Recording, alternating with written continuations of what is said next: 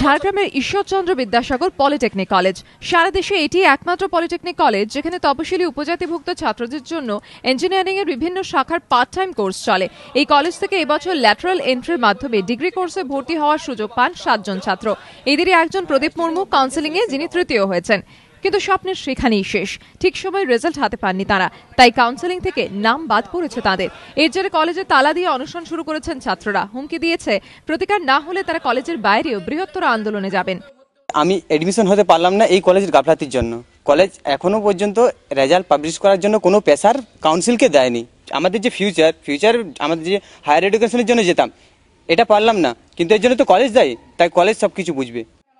আন্দোলনকারী ছাত্রদের অভিযোগ, নিয়মিত ক্লাসে আসেন না শিক্ষকরা, পূর্ণ সময়ের কোর্সের জন্য পরীক্ষা ক্যালেন্ডার থাকলেও আংশিক সময়ের জন্য কিছুই নেই।